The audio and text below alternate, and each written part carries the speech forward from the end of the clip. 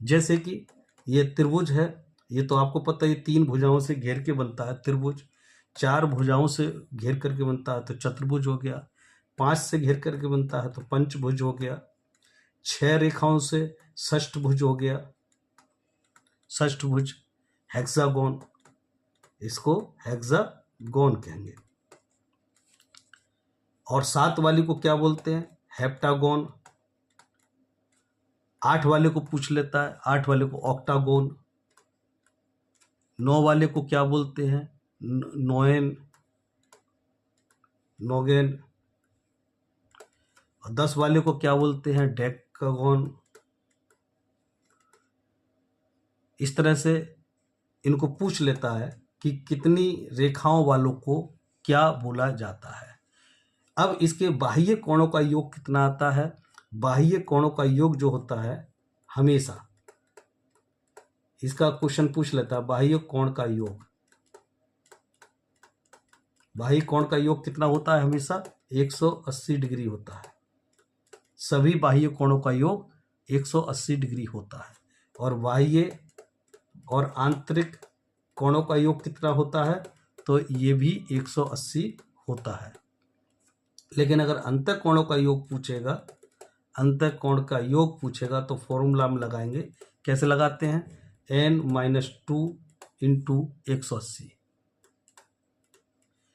अंतःकोणों का योग आ जाएगा n-2 इंटू 180। जैसे हेक्सागोन में पूछ रहा है तो हेक्सागोन में निकालना है तो 6-2 इंटू 180, तो ये हो गया 4 इंटू 180। तो इस तरह से इसको निकाल लेते हैं। ऐसे ही इसका अंतःकोण पूछता है, अंतःकोण का मान क्या होगा? तो अंतःकोण कितना कैसे निकलेगा? n-2 इंटू 180 बटे n। इस तरह से एक अंतःकोण का मान निकल जाएगा। कभी कभी इसमें विकर्णों की संख्या पूछता है। विकर्णों की संख्या क्या होगी? तो n-3/2। जैसे ये कह दे पंचभुज में पूछ लिया, पंचभुज में विकर्णों की संख्या कितनी होगी?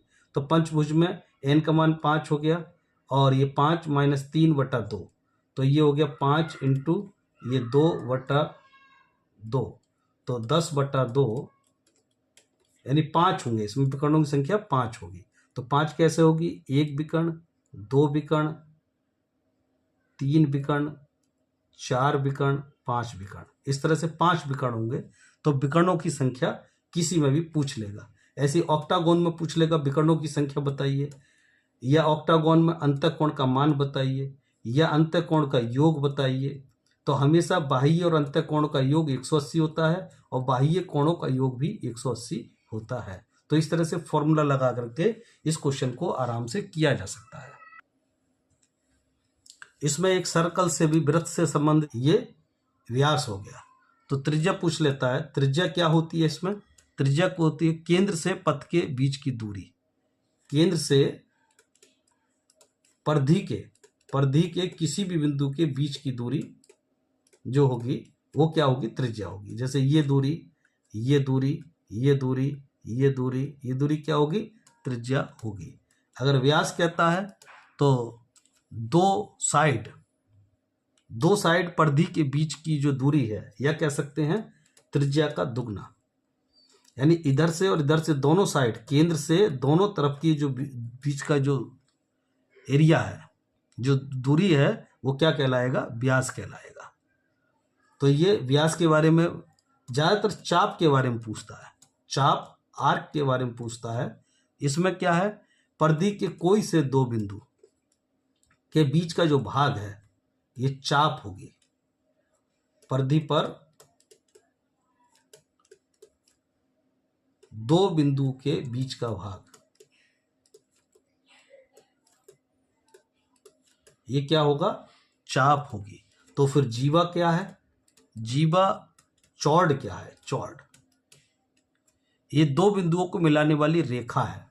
ये इसी में ही दो बिंदु को मिलाने वाली रेखा है।